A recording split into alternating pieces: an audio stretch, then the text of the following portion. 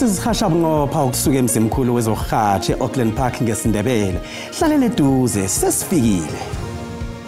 We do think that with this that we have put in place, we're going to turn the situation around and wish to apologize to all residents of the city of Johannesburg. Ungqongqoshe wezamanzi uPhemi Majodina uthi indaba yokuhlogeka kwamanzi ifuna abanyana kuhlanganiswe inhloko kusetshenziswane.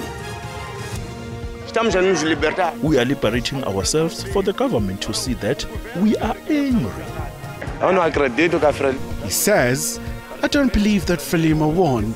I think Frelimo did what they always do. Ukucharagana okubangwa asililo ngamakhetho weMozambique kusathuwelela njengoba naku uphikiswa imphumela nje. Carry out raids with the army, close them down, send them back to their country. It's as simple as that.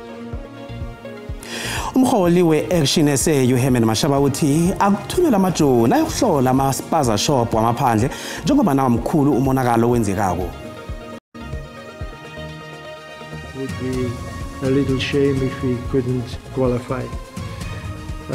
We need 3 or 2 points to have security. Umanduli wabafana uHugo Bruce uthi kuqakathekile bona isiqhema sakhe siyokudlala iAFCON yomnyaka ozako.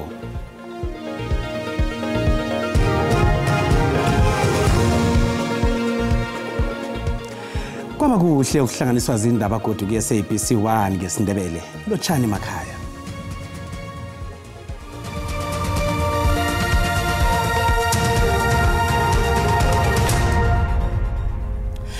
Ungqongqoshe wamanzi nokuthuthwa kwensila ngamanzi uPhemi Majodina uthi uqeda indaba yokulahlekelwa amanzi kuzokufuna amagadango ambalwa ahlukahlukeneko. Lokho kufaka hlangana ukulungiswa kwamapipe wamanzi athuthumako nokulungiswa kwamamitha wamanzi angasebenzi kuhle. Idorobha leJohannesburg lilahlekelwa amaphesenti ama-35 wamanzi nakulinganiswa nesilinganiso esijayelekileko selizwe lonke se-15%. uMajodina uthi lokhu kubangelwa umthangalo-sekelo ophelelwe isikhathi nokuzidosela amanzi ngokungasisemthethweni. Ungqongqoshe wamanzi nokuthuthwa kwensila uPhemi Majodina uthi idamu leval linamanzi alinganiselwa ku-33%. Lokhu kutsho bona kunamanzi aneleko ukuphakela idorobha leJohannesburg nanyana idorobheli elisebujameni bokuthoma bokuqindeliswa kwamanzi. uMajodina uthi isifunda seGauteng asikaqalani nesomiso kodwana siqalene nemiraro yokuvikeleka kwamanzi. uMajodina utsho lokhu nabe kakhulumisana nembiki indaba ngomraro wamanzi eJohannesburg namahlelo okulwisana nawo. We do think that with this that we have put in place, we're going to turn the situation around and wish to apologize to all residents of the city of Johannesburg that they've been subjected to disruptions and they were unable to access water. We do believe that water as a human right must be accessed at all times, and therefore our people must use water sparingly. Izakhamuzi zikhuthazwa bona zibhadela amanzi. If everyone that is using water is paying for water, our challenges will be minimum. But if there are people that are using water and are not paying for it, it creates serious problems. Izakhamuzi zikhonjelwa bona zibika impompi namapipe avuzako nokunwa komthangala-sisekelo. uMajodina uthi abomasipalata babhalelwa kuphakela amanzi ngonobangela wokusetshenziswa kwamanzi budlabha, umthangala-sisekelo ophelelwe isikhathi nokuzidosela amanzi ngokungasisemthethweni. Indaba nazisenjalo, iEskom ithi umkhandlu udrobha weJohannesburg ukweleda imali engange-6.3 billion yamaranda. Ikampani le ithusele ngokuphazamisa ukuphakela kwegezi kumasipalata lo. Idrobha leJohannesburg lihlangene nongqongqoshe wegezi uDorhodere uGosiyensu Ramokhupa kunye neEskom ukuyokulinga ukufumana isisombululo ngesikolodo sengidigidi zamaranda. For as long as people are not paying, or as long as there's significant contraction in the South African economy and or the economy is not growing at the right pace, for as long as there's an employment bloodbath, the unemployment queues are growing, City Power will not be able to collect what is required. Imeyara yeJohannesburg uDada Murero uthi ungazwani kuhle okukhona njenganje phakathi kweEskom nedrobheli kuzokulungiswa emalangeni ali-14 azako. We are excited as the city that City Power and Eskom, through the facilitation by the Minister, were able to find each other, and we will resolve these problems in the next 14 days. iCity Power nedropa leJohannesburg bathi bayokukhulumisana namagqwetha abo ukulinga ukufumana isizo lezomthetho ukukhandela ukuphazamiseka kokuphakela kwegezi. Kodwana umurero uthi bazokulinga ukufumana isisombululo ngaphandle kokumangalelana. Ungqongqoshe wezefundo sisekelo uSiviwe Gwahube uthi bayokuvala ukusetshenziswa kwesihlahla esibulala inunwane enkolweni. Lokho kuza ngemva kokutholakala kwechief eyaziwa ngeorganophosphate ekutholakala ukuthi ngiyo ebulele abafundi abasithandathu eNaledi Soweto ngenyanga epheleko. uGwahube bekakhulumisana nabasomabhizinisi ngokusebenzisana ikoridi le. Ubujamo bezefundo eSouth Africa buba sendabeni qobe eminyaka. Khulukhulu njengoba nabafundi bakwametriki batlola inhlahlubo zabo zokuphela komnyaka. Umraro wokutlola kunye nokufunda kusesesijijile esikhulu. Kanti ungqongqoshe wezefundo esisekelo uthi ukucalelela kakhulu imiphumela yabafundi wakametriki kwenza ukuthi ifundo esisekelo ingatshejwa. Emkhulumiswaneni yakhe nabosomabhizinisi uGwahube ubawe ukusebenzisana. I think one of the big problems that we've had in South Africa is perhaps the overemphasis of the end of the schooling career, the overemphasis on matrics, the matric pass rate, and we've missed something. And the thing that we have missed is the foundations of learning. If children are not able to read, write, and count right from the beginning, you are letting them down. The minister was saying that she would actually continue to engage with the captains of industry on how much of these investments are actually reoriented to the priorities. Nakusenjalo umnyango wezefundo uthwenyekile ngokukhagala kwezehlakalo zokudliwa kokudla okunechief amalanga la. I am moving to ban such pesticides from being in schools to begin with, because in some schools we store the school nutrition program food at the schools. Umnyango wezempilo usaphenya ukutholakala kwechief eyaziwa ngeorganophosphate eSoweto nakezinye indawo elizweni lonke. Kanti ikhasini lethu leFacebook siba umbono wakho ngendaba le yokuvala kwechief ebulala inunwane enkolweni. Nakumbona wakho uyalandela mbukeli.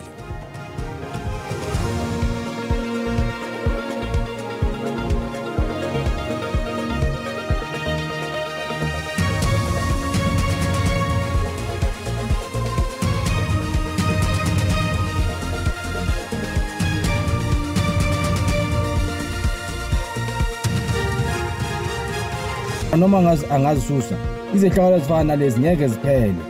Abasathola ngoba South Africa babuela emakhaya ngabona bosarelapile he bana bahlokofala beke kabeke kholi kakhulu. Abantwana bayaphela man ukudla lokunechief. Esikufisayo ukuthi uhulumeni enze noma ngabe yini ukuvikela abantwana bethu ngempela. Kunzima kakhulu sivela lokhu kuvele lokhu. Bebacheche ukuthi kuhle ichief le ivela kanjani ibuyaphi zanobani. Iqiniso lithi isihlahla sositholakala ekudlini okusemphaza shona. Ama-inspector awaqhubeke nokusearch imphaza lezi. UMzantsi Afrika uphansi kohlaselo kokuthengiselwa kwabantwana bethu ukutya okunechief ngabemi bangaphandle. Xa siyithetha ke loo nto ibengathi asibafuna abemi bangaphandle. Kunamashop athengisa into ezibolile la ne-expayile. Makavale lo mashop abopha umuntu ayeke ukugxile kune-1 nayo le abathi mayivalwe. Xa ibona umphathiswa kunjalo makenze ngohlobo akenza njalo kuba ukhusela abantwana bethu. Kanti umbono ngombukeli SABC ayizukuthwesa umlando wokuziphendulela ngombono wombukeli. Umholi we-Action SA uHerman Mashaba ukhombela uhulumende bona athumela amajoni bona ahlole zonke impaza elizweni eli. uMashaba uthi uhulumende kufanele ahabe angenelele avale zonke impaza zamaphandle ukukhandela izehlakalo zokubhubha kwabantwana abadle ukudla okunechief. Bekakhuluma ngemva kokuhlola kwempaza eSiyanda eThekwini. I-Action SA ithi sekwanele manje leli qembu belihambele izipaza eSiyanda ukuhlola ukusebenza kwazo. Umholi we-Action SA umnumzane uHerman Mashaba usola uhulumeni ngokungabavikela abantu bakuleli. Sekudlule emhlabeni izingane ezingama23 ngenxa yokudla okunobuthi okusolakala ukuthi kudayisa ezipaza. uMashaba uthi lokhu kudingeka ukusukumelwa ngokusheshsha. even if we bring the army, because some of these illegal foreigners, they've got very dangerous armaments, which we don't know how they came into this country. Carry out raids with the army, close them down, send them back to their country. It's as simple as that. I-Action SA ithi kumele kuguqulwe umthetho ukuze uvimbele abokufika ukuthi bavule izipaza. The bill wants to ensure that 100% of spaza shops are owned by South African citizens, retaining the over 200 billion economic power within communities for the direct benefit solely of our people. Abanikazi bezipaza endaweni bathi bayaseseka ke lesiphakamiso. Makungakwazi ukuthi uhulumeni asincedisele labantu bokufika. Kusale thina abantu bendawo sisebenze. Thina masisodwa siyakwazi ukusebenzisana. Kusenjalo umengameli uCyril Ramaphosa uthe uhulumeni uthatha izinyathelo ukubeka imigomo ezolawula ukusebenza kwezipaza ukuze kunqandwe inkinga yokudayiswa kokudla okungaphephile. NginguSimpiwe Makhanya ozindaba zeSABC ngisesiyanda. Isathulile irawurawo elizweni leMozambique kanti kuyanda ukudlula kwabantu kunye nepahla emkhawuleni iLibombo. Akunantshijilo ezibikiweko soloko umkhawulo lo uvuliwe ngelesihlanu enamama. Solo kwangelesihlanu ipahla kunye nabantu badlula emkhawuleni iLibombo ngaphandle kokuphazamiseka. Matraka ngaphezulu kwekulungwana namakhulu amabili asuswe emkhawuleni ngosondo. Inkhulu zeMozambique zikateleleke bona zizisusele wona kancane kancane. Abantu ekade babhaje emahlangothini womabili womkhawulo bakhululekile ngokubuyela kobujamo esigeni. Mina ngifike ngomsumulo ngokuvikela iphelile. Bengevusela ubhuti wami eMatsulu. Bengifuna ukujika ngolosithathu. Ngithola ukuthi kuyaliwe eMozambique. Ngihlalile. Ngibuya namuhla. Angathi ukuthi ngizofika kahle ukuthi bathi izocala namhla entambama. Nginguma 18 years old ngiyethengisa ekhaya. Isimo sinjani nyalo ekhaya? Ko? Si right. Abanye abantu abebangebhesini le bebanganabuye eMozambique ngenobangela wemchagalo ebeyisemaputo kunye nezinye indawo. Amakhulukhulu abalandeli benhlangano eziphikisako bangenela imchagalo ukuzwakalisa ukungakathabi ngemphumela yamakhetho wamhlapha lapho ngikhethanwe wehlangano ebusako athumbe khona. I was stuck from last week. Yeah, bhazi ayingaphuma kunantoya bashisa amathayera bashisa imoto le yamasonja ya immigration kwaye bayisa bayi4 sebabode vale bathu vala wanyane valalile 2-3 days bakaphumela sasareka lenyano wanyane valali border 2 days from there decide Mozambique.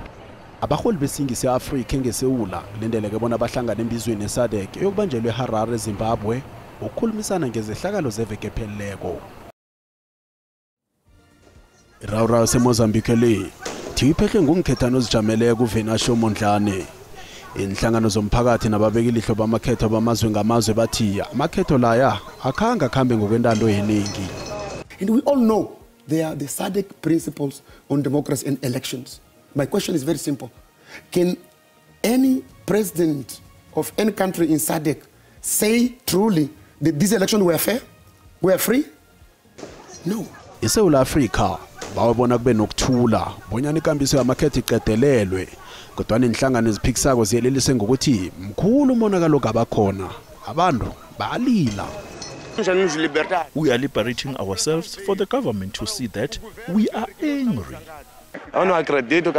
He says, I don't believe that Frelimo won. I think Frelimo did what they always do. What's happening today is people are suffering. Inqhema zamalungelo obuntu zisola amapholisa weMozambique ngokusebenzisa inkule zamambala ukudumuza abachakali. Imphathimandla ziphendule ngokuthi benefuneke ukuthi amapholisa enze njalo ukubuyisa ukuthula emphakathini. Nasibuya entolo.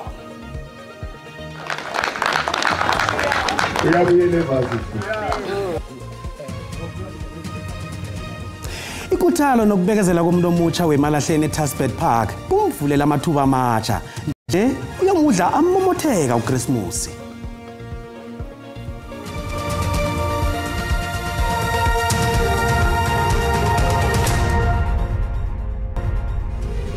zisekhona indaba lapha na uqeda ukungena siyakwamukela nawe kanti indaba ezizi ziyatholakala ku YouTube ku X ku SABC Plus na ku TikTok kunye ku Facebook asirage nazo. Isibalo selutsha elingasebenzi kwelizweni esijame ku 49.14% sitshengisa intshijilo abantu abatsha abaningi abaqalene nazo ekufuneni imisebenzi khulukhulu labo abangakhona ukuya emazikweni aphakemeko wefundo ngenxa yokuhlayela kwemali. uThapelo Mathana weMalahleni eMpumalanga ugcina azivulela ibhizinisi yokuthengisa amachachacha ukuraha ukatso eziko. Ngemva kokuthengisa amachachacha namakuke ngesikhwama qandisi isikhathi eside omunye umuntu onesisa ubone ikuthalo yakhe wanikela ngekhwiji makhamba ngendlwana. Indaba kaThapelo isibonele sinamandla sekuthalo nokuba majato kulobu bujamo bomnotho obungakarisiko. uThapelo eminyaka ema-22 ubudala uyingcenye eningi lelutsha elingasebenziki elizweni eli kodwa nelinobuthakgha bokuraha umtlhago. Isiqundo sakhe sokuthengisa amachachacha amakuke nesiphahle yegena kwabo sitshengisa umoya webhizinisi ekuyinto abantu abatsha abaningi ekufuze bazijayeze yona nabazakuqeda iphango. Uthi sipha sifumeneko siletha ithemba.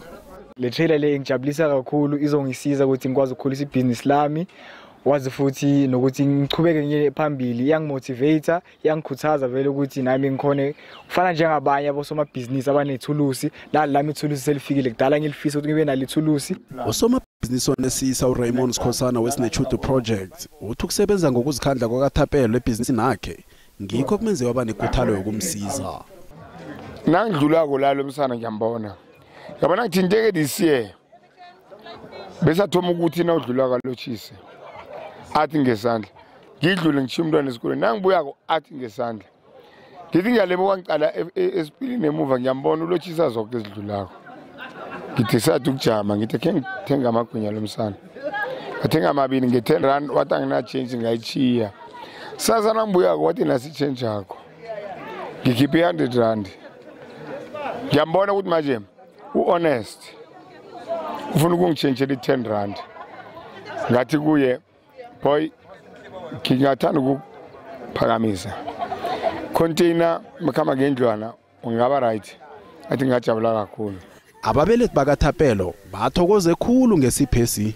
Sijabulela konke lokho okwenziwe namhlanje ubaba uSkhosana ngokuthi anikeze umfana amkhuphule ampromote kuko konke lokho afuze ukuthi awenza ebhizinisini lakhe. Bonke abantu abasha ukuthi nawe mntomsha elakho ithuba liyeza as long as uwazi ukuthi ufunani empilweni. Nanguthi namhlanje sithanda ukuthi simhalalisele umntana wethu. Ukuthengisa endleleni sekuyindlela eqhakathekileyo yokuzenzela imali ebantwini abatsha abahloga umsebenzi abafana noThapelo. Umamsi Masilela naye ungusomabhizinisi ofaka isandla ekufumanekeni kwekhwitshe elingumakhamba ngendlwaneli uthi basiza amabhizinisi amancane bona akhule begoda aphumelele. Salandelela ke umntwana lo solo simenza icounseling sathola ukuthi musi umntwana lo udropile nese university so kula sithome khona ukuthi asenze umehluko emntwaneni lo njengoba simthengele i-mobile kitchen. uThapelo yokufumana nethuba lokuthi abuyele ezikweni lefundo ephakemeko njengoba naphuma ngenxa yokuhlayelelwa imali yokufunda. uSkhosana uthe uzombhadelela begoda akazokugcina ngoThapelo ukusiza abantu abatsha. Kanti-ke njengomani isisho sesiNdebele sithi kuvuswa ezivusako izipho ezifana nalezi zikaTom kunethemba lokuthi-ke zizokusiza nabanye abantu abatsha abala eMalahleni bakhuthale kube nento abayenzako nomehluko nomsikinyeko emphakathini ukudlalela kude nobulelesi nokukhafula indakamizwa njengoba indawo le ihagalelwe zindakamiswa kangaka. Endabeni ze-SABC nginguComfort Masombuka ngikubikela ngiseTasbet eMalahleni esifundeni seMpumalanga. Nakusesenjalo kulindeleke bona sehla isibalo sabantu abatsha abangasebenziki ekoteni yesithathu yomnyaka. Lokhu kunjengoba na iziko lezembalobalo iStats SA ilindeleke bona yothula imbalobalo zabantu abasebenza kuze ekota yesithathu kusasa. Abantu abatsha ngiba bathende kakhulu ngokuhlokeka kwemisebenzi. Ekoteni yesibili abantu abatsha beminyaka ephakathi kwe-15 ubudala neminyaka ema-35 ubudala ebebangafundi namkha abandulela amakhono fundo athileko bebabalelwa ku-44.2% ekoteni yesibili. Expect unemployment to have eased modestly in the third quarter to around 33% after rising to 33.5% in quarter two. Indeed, around a decade and a half of weak economic growth has seen South Africa's unemployment rate rise notably from around 21.5%, logged in 2008. Izazi zomnotho zithi umraro wokuhlogeka kwemisebenzi uzoqedwa nangalusana nokuhlogeka komthangalasisekelo kanti kunethemba lokubana ukuthuthuka komnotho kuzokuvula amathuba omsebenzi.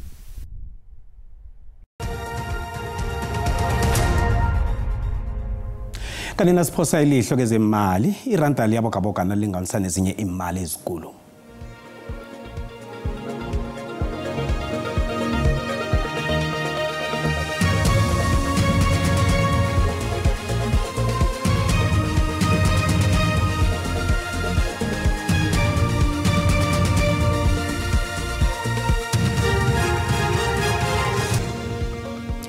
Nasiqala ke zemidlalo umbanduli bafana uHugo Bruce uthi kuqhakathekile bona isiqhema sakhe siyokudlala iAFCON yomnyaka ozako.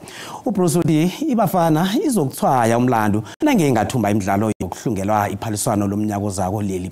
uBruce bekakhuluma nembiki indaba malungana namalungiselelo wemidlalo emibili yebafana eyokudlalwa ngelesihlanu nangelesibili ngeveke ezako. Ibafana ihloga amaphuzu amabili bona izokuba sebujameni obuhle bokuya eMorocco umnyaka ozako. It would be a little shame if we couldn't qualify. We need 3 or 2 points to have security. We can also write a little bit history by qualifying 2 times in a row. I think it's, I don't know a long time ago, but it should be a nice achievement, and we can end the fantastic 2024 year on a good way. We started it very well with the bronze medal, so I think it's nice to end that season with a qualification for AFCON again.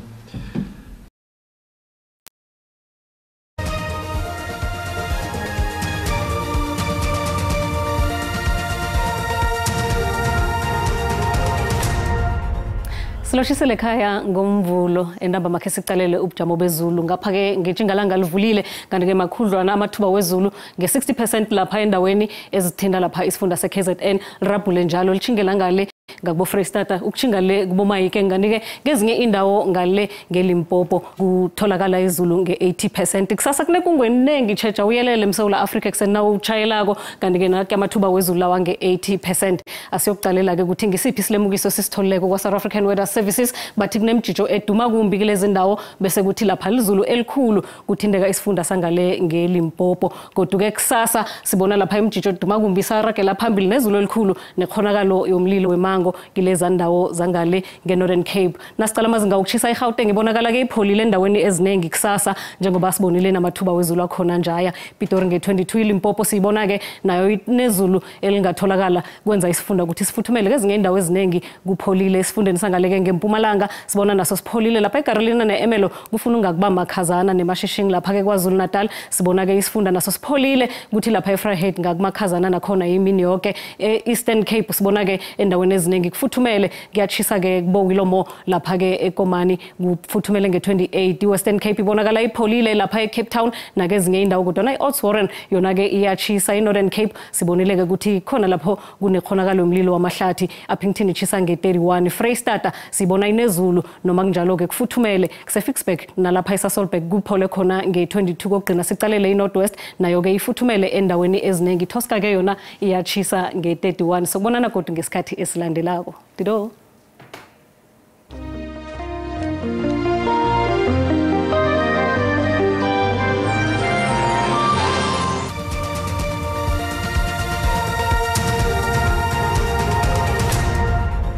nasingaphika nazo indaba kungaphumela kusasa bazabe bakhona abalingani bethu beSwati kusasa ngesikhathi esifanako. Umuza.